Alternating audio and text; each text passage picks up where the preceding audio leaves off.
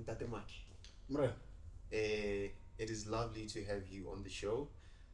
This is our first podcast. Sure. And it is lovely to have you here. Sure.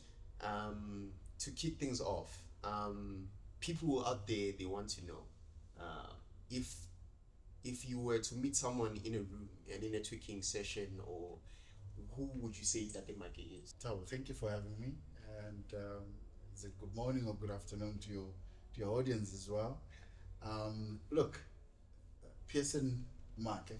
I grew up in an area called Shandima in the north, Limpopo. Grew up there. Um, so went to school there. Fast forward, I went to a place in Kwakwa.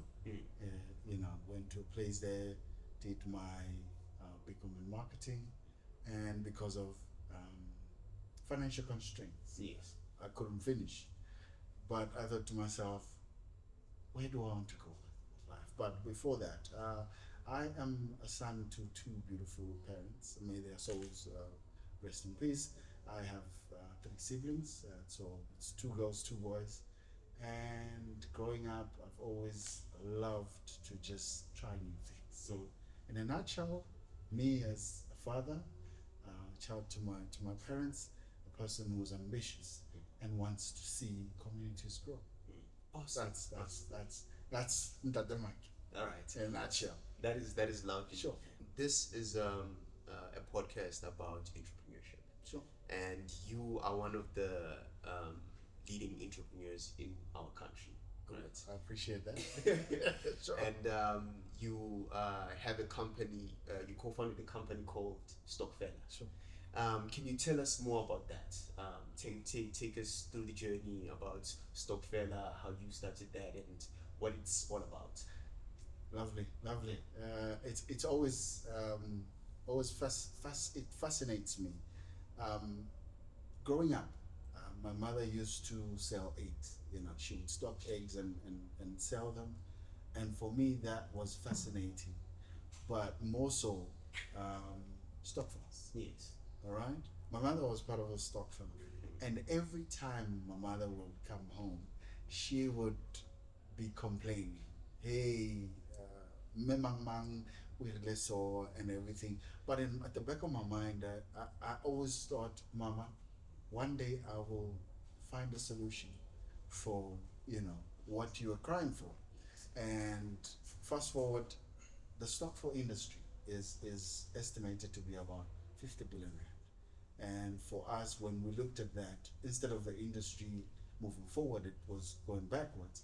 And we thought, how do we create a solution? Because I know the stock for industry during December, you hear the numbers that the signatories ran away with the money and all of that. And when we looked at that as a team, we thought, how do we create a solution that literally creates an ability to hold the executives accountable. Secondly, was to protect the members' heart and money. Yes. Which now, when we went to the FSCA, the Financial Sector Conduct Authority, we said, are you able to provide us with a license, a Category 1 license that we can be able to take deposits long-term and short-term? Which they approved. We built the app, and now Stockvels can come to us, open an account. All right. The three signatories would have to go through the FICA process, which is certified ID copy, proof of address. Then you add all the members, which means now everyone is in control of that account. Where if a member makes a payment, we all know. If a member, misses a payment, we all know. Which the system now gives everyone the access to be able to see what happens here, the money flowing out, the money flowing in, and we're able to check that. And that's the reason why we built the stock for that. Awesome. So we were able to kind of make sure that people can track the money going out and the money coming in, so that there is a way everyone can track without calling anyone, because you can log in on the Stockfella app and check the balance, check the statements. You know, it's funny how you say when you spoke about how your mother was complaining about Stockfell. My mom recently she wanted to join like a Stockfell. Sure. So she told me, and then a few days later, when I was asking about the Stockfell that they wanted to do, she was like, they didn't pay me. So therefore, that means that there's nothing that happens. So in the Stockfella app, Sure. how does it hold people accountable? For example, if let's say one person misses a payment, and they're supposed to make a payment, how do you guys go about that? And I'm sure also it was very difficult in in bringing trust to people, Sure. because it's like usually Stockfels, it's something that we do face to face, Cool. cash, and then the cash is here, we can see it. How was that, and how does it also, do you guys hold accountability to those members that miss payments and all that? Right. So Yeah. so if I'm hearing you, Yeah. you are mentioning that you want to know how members are being held accountable, Yes. and how difficult was it to the people to Yes. adopt Yes. To adopt the solution. Yes. Fantastic. Yes. So one, a constitution is what governs the Stockfell. Mm. All right. So a group of people come together to say, we want to go to any destination for a trip. All right, and we are going to contribute this much. So let's take a step back. Let's give a background or context to all of this. Yes. When a group mentions that we want to go to a certain destination, they will sit, do a research, all right, and then they will literally say, how much would it cost us to leave SA? How much will it cost us when we get there, and how much will it cost us to come back? Then they will divide that among all the members. Cool, thumbs up. And then they will put governance around how do we contribute for, is it for a year, 6 months, or whatever the case may be. Now, the accountability comes in where the constitution says, if you miss 3 payments, Yes. we can give you grace. If you miss 4 payments, we will remove you from the group. Okay. That's Yes. where the accountability comes in, to say, how do we hold you accountable? If you miss 3 payments, we can give you grace. Yes. But if you miss 4, that means you're no longer going for the trip. Okay. We will go. You will stay to behind. Yes, basically you stay. Yeah. But coming to your second question, to say, how hard was it Yes. to kind of, for the Stockfell industry to kind of, because on Stockfella we're running about 4,000 plus groups. Since 2016, we launched Stockfella 2016, and we've been running now for 9 years. On the 1st of March, we did our 9th year. Yes. Coming back to your question, to say how hard was it? Our people are very smart. It's just that they don't want to look foolish. They want to know, one, what's in it for this solution you're giving us, Yes. and how is it going to benefit our community? Yes. Yes. Sure. So that for me, that was the hard part. Yes. So amazing industry. So we've been running for 9 years, and we're pushing. Awesome. So once all those boxes are ticked, that everybody is going to get something out of it, and then it's easy for people to say, Correct. you know what, Correct. okay, cool. And there's something interesting that I found. Sure. There's this one review that I saw. It said that there's a group that managed to get two franchises Okay. in a year. Right. And I was like to myself, how is that possible? Because with Stockfella, when I was reading about it, it's not only just about bringing money together for a certain goal, Sure. but it's also an investment as well. Right. So I wanted to, for entrepreneurs out there and investors out there, Sure. how does that happen? How does it occur that I can buy a franchise using Stockfella and manage to push business using that? Lovely. How does Lovely. that happen? Look at it this way. Look at it this way. I spoke about the governance Yes. and the group. I always say COVID was a blessing for us. COVID was a blessing. Interesting. The group comes in within COVID. When COVID hit, the group comes in and they said that the executives of the groups said, this is where we want to go, right? And we want to get 100 investors, right? 100 investors where they can save, and this is our mandate. So they bring in, they kind of sign up, create a group, and then they said to us, say, can you onboard us? All right. Right when COVID hit, in the middle of March, we onboarded, right? Onboarded them. This is where we're going, and 100 investors came in.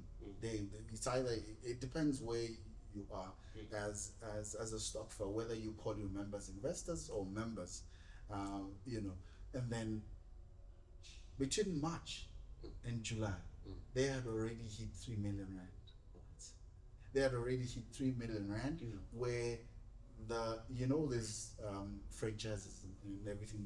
They buy rights, and then they say, look, we will own these rights and everything. Then they open their first store in Benoni. Their second store is in Soweto.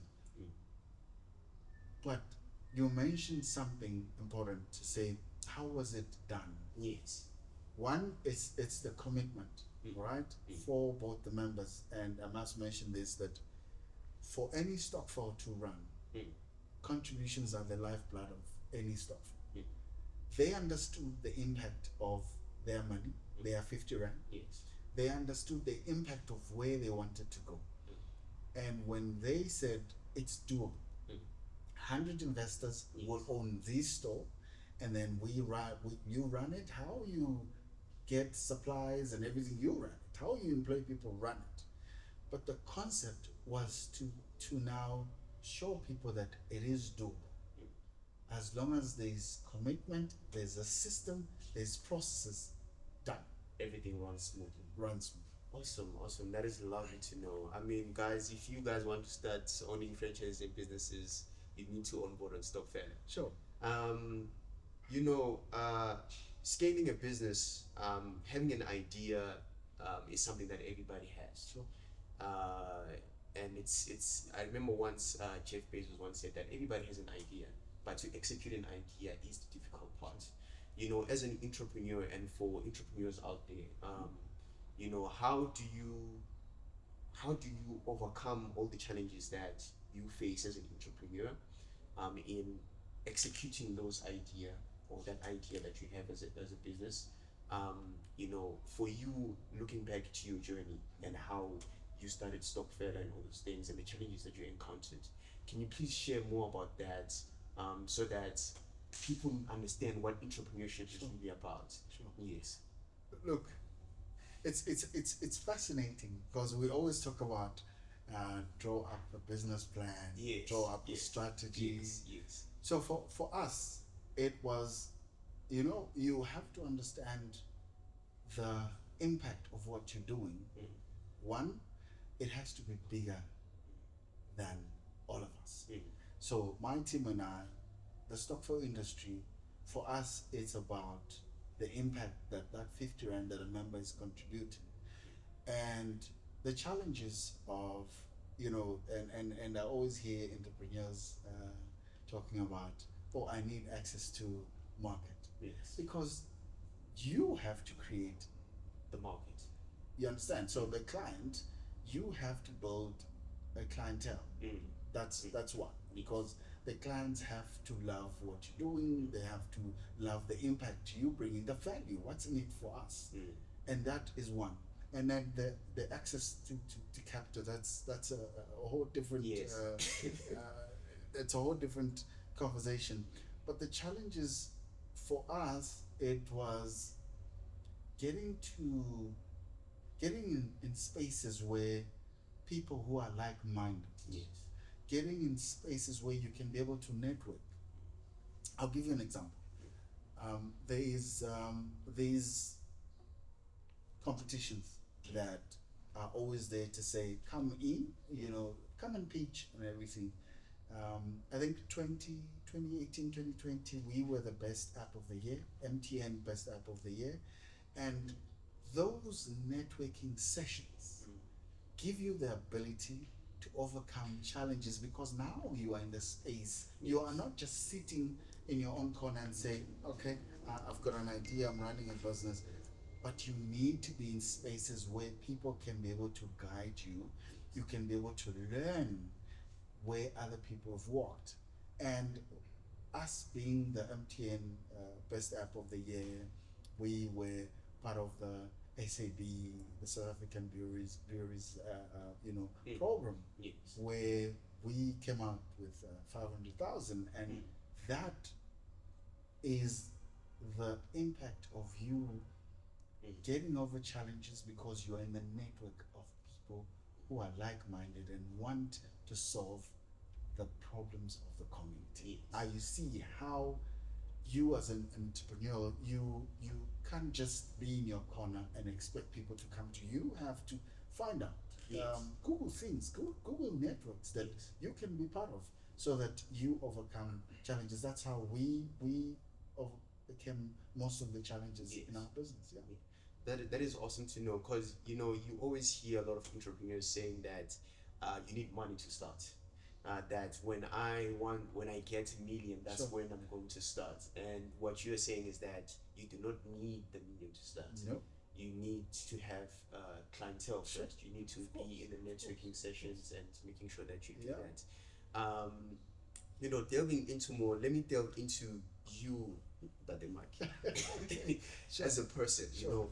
I think that leadership is one of the things that is important in entrepreneurship, and mindset as well of the leader. Sure. In building these successful businesses and all these things that people want to create from ideation, Sure. what would you say that stands out as a person that you need to get into, that carries you out in this entrepreneurship journey? What do you think that the entrepreneurs out there, the young entrepreneurs that want to start, what is it that they need to always know or always need to improve on, or to carry them through the entrepreneurship journey, Sure, to make sure. sure that they Sure. succeed? Lovely. I love Yeah. that. Look at it this way. When you start from 0 to 1, Yeah. you don't need it. Yeah. All right. Now, people like you just mentioned that, people always think it's all about the money. No one will give you the money if you're not willing to work for it. Yes. But there has to be a level of commitment for you to put yourself in circles. I'll tell you now, myself and my business partner, when we launched 2016, when we launched Stockfella, after multiple years of research, when we launched Stockfella, I think we launched in Soweto, and my business partner asked me, do you believe in this? And then he said to me, I'll only believe when I see the first 5 rand, into our business. Yeah. Then 5 years into the business, I said to him, do you still it's a 5 rand Yeah. already? Yeah, So yes. what is it now? Yes. He says, Pearson, when I see 100 million, Yeah. we will talk. Yeah. But getting back to what Yes. you just touched on, what is it that young entrepreneurs need to kind of understand? One is you need to network more. Go into spaces where there are people who are like-minded, who are willing, because you might find that in that session there's someone who will help you, not monetary wise, Yes. but they would guide you. You'd learn something. And go an extra mile, because we tend to look at the clock and not look at the impact. Yes. Because if we stop looking at the clock, when you get into a shop, you won't look at the price. Yes. You understand? Yes. But the foundation, really the foundation is network. Go meet other people. Even if it takes an hour. Go there, go meet people, because in that is where you will find industry leaders Yes. that will guide you. Even if someone can commit an hour to you, that you as well commit to that, meet them, and all of that. For me, that's a foundation. The rest just follows. Yes. Awesome, Mr. Maake. Thank you so much. You know, there's one thing that is now unraveling Sure. in South Africa, and more I want to touch more is looking at Africa, right? Because what I've seen is that Stockfella is looking at not just South Africa as the market, but Africa as the market, right?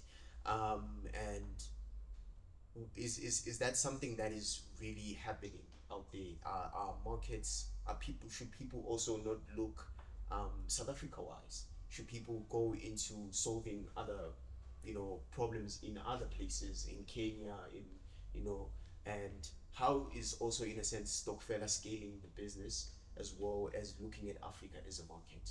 Lovely, lovely. Look, it's fascinating. Um, we are in Lesotho, Namibia, and Eswatini. So for us, you look at the other African countries. Stockvels is very, very Africa rooted. Yes. In other parts of Africa, they're called susus. They're called chamas in Kenya. So the aspect of community-based, purpose-driven, impact. I'll tell you now. There's a group that came to us, all right, and they're about 1,400, and they said to themselves, we will contribute a 50 rand every month. And when they started, I think they started 2018. 3 years down the line, these people have 2 million rand, and they're saying, "Oh, okay, how did we get here?" But the commitment, sometimes when you get, there's a saying that, you have been wanting something so bad, but when you get there, you don't feel it. It's because you have survived all of the storm and everything, but when you get there, you don't feel it. So the group contributed the 50 rand, and there were 1,400. They got into registering a business now.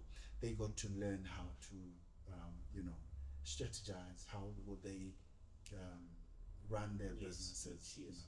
So for us to think beyond South Africa is to give the Stockfel industry, or the chamas or the susus out there in different African countries, to say we have a system that is based on trust, is based on impact and community, the social, we call ourselves fintech social impact company. Now, when you look at a community that is willing to commit to solve its own problem within the community, that's us. We look beyond just the money. The impact for us is very important. So we are saying to all African countries, we are here so that you may impact your communities, your businesses, fund what is important to you as a community. Awesome.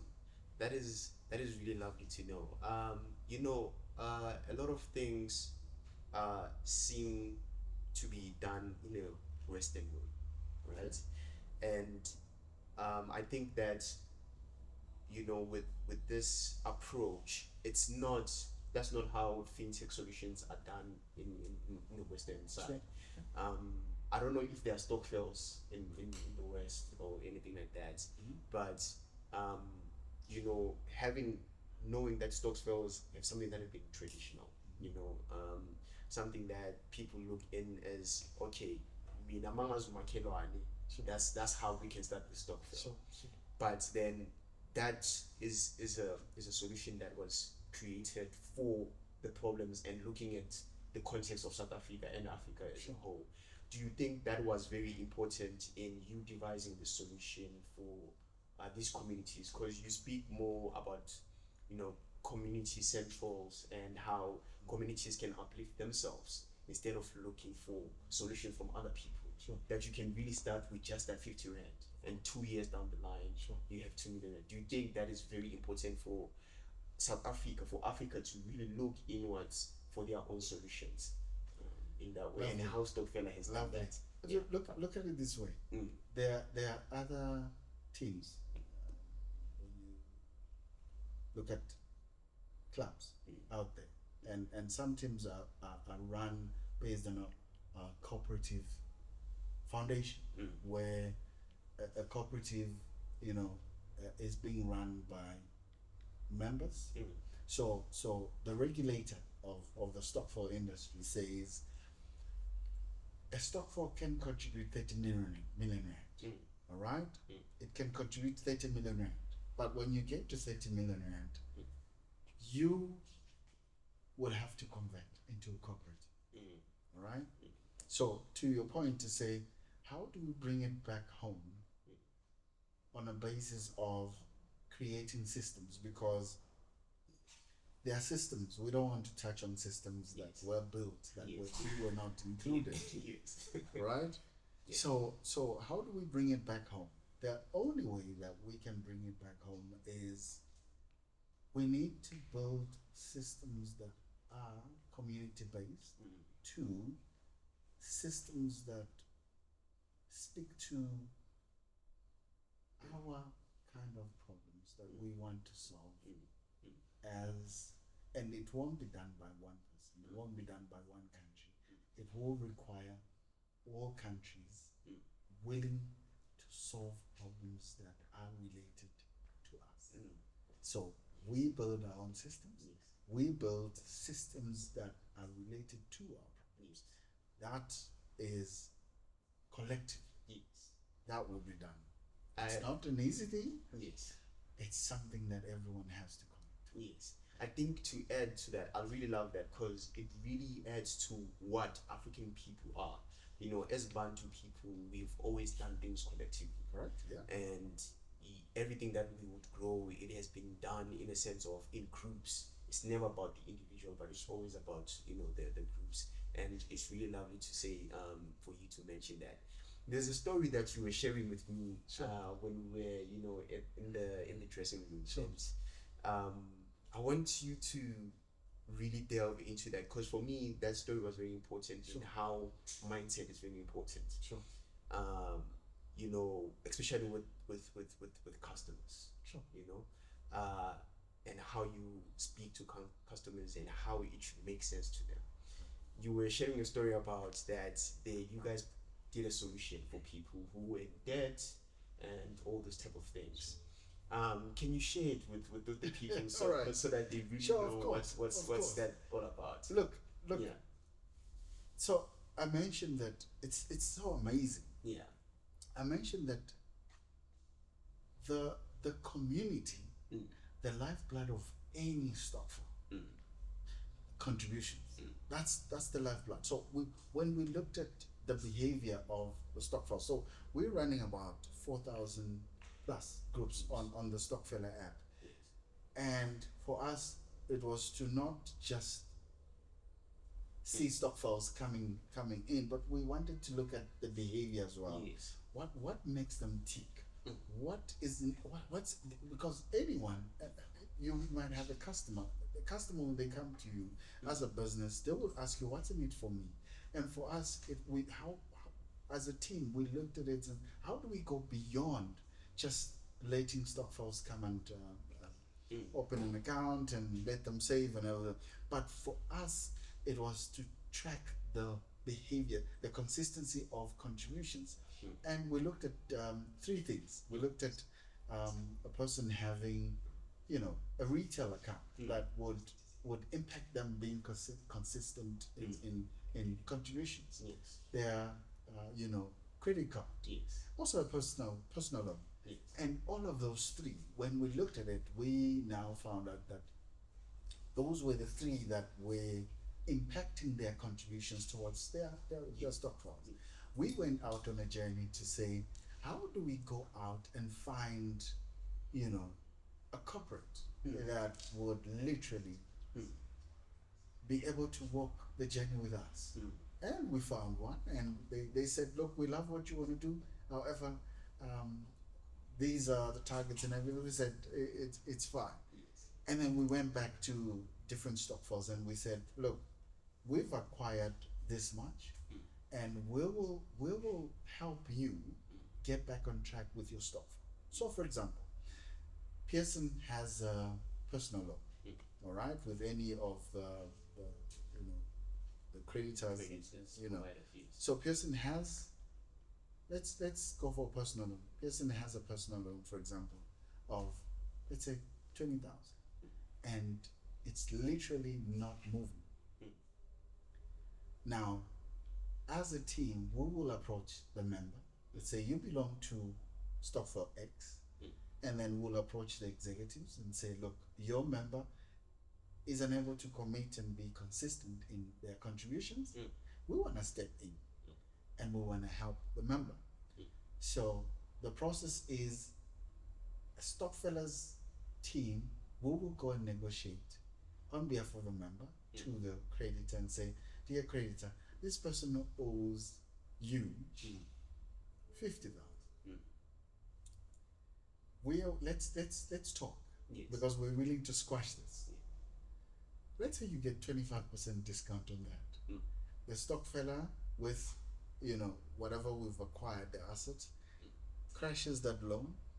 Now the member doesn't have to worry about the interest and everything. They have to now pay Stockfella. You see now the mindset of getting you as a member on track, so that you are able to, because any member, if they are not consistent, it impacts the group's vision. Then that means the group will not meet its target. So for us, it was thinking just beyond the contributions. Yes. Sure.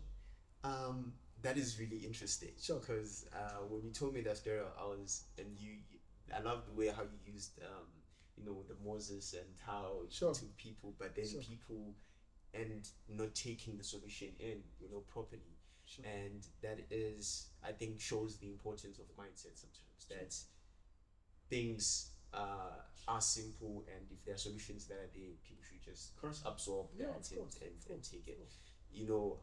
Future, now thinking in a future perspective, Sure. Where do you see Stokfella in the next 10 years? Oh yeah. Oh yeah. Wow. Look, I don't want to call it end goal. Yes.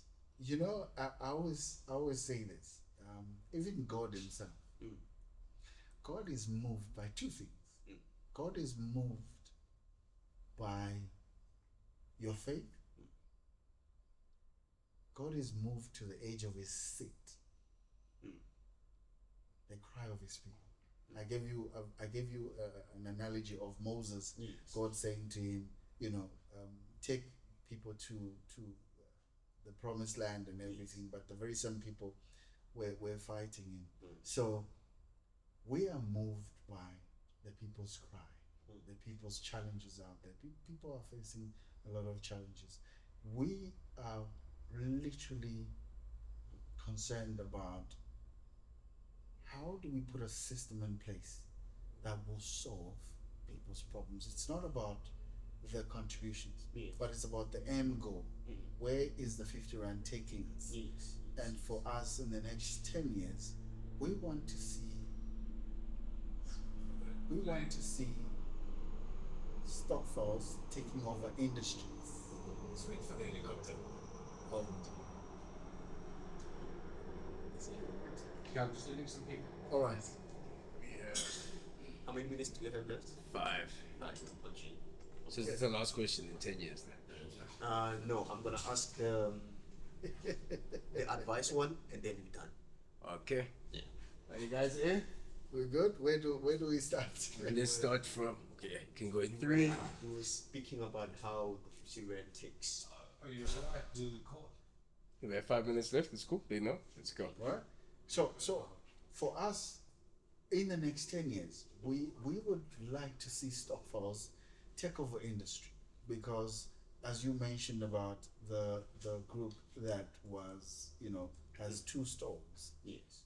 We would like to see Stockvels take over industries. We would like to see Stockvels be impactful in terms of plugging to the GDP. Yes. So solving unemployment in our country, and that for us, when we see the movement in terms of understanding the power of the collective, once the collective starts taking over the industries, plugging into GDP, solving unemployment and the crime, of course. Yes. Once we can get to that, then my job is done. I'm fulfilled. Yes. Awesome. One last question. Sure.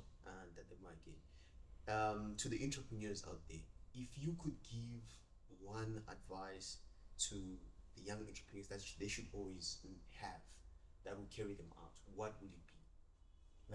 Lovely. One would be, and this gets to be thrown around every time, like never give up. But more so, one step further, today you face challenges, but tomorrow will be better. It's not about what happened today, it's what happens tomorrow. I mentioned that once you are part of a network, and I'll tell you now, we have an event that we have at Stokfella that we normally host. It's called School and Sonke Roundtable, where we bring in all our Stockvels in one room and say, let's learn. But now, when you network, you know what now. One, you know what needs to be done. Yes. What happened today, you had a short setback, but tomorrow, once you meet other people, it's easier to move forward. Awesome. Sweet. Thank you so much, Mr. Maake, for coming through. Thank you for and having me. thank you guys for joining us to this podcast. This is our first, as I said, and it was lovely to be joined by Dr. Maake. Thank you so much. Thank you for having me. Thank you so much. Today we shot our first podcast, and it was a lovely experience.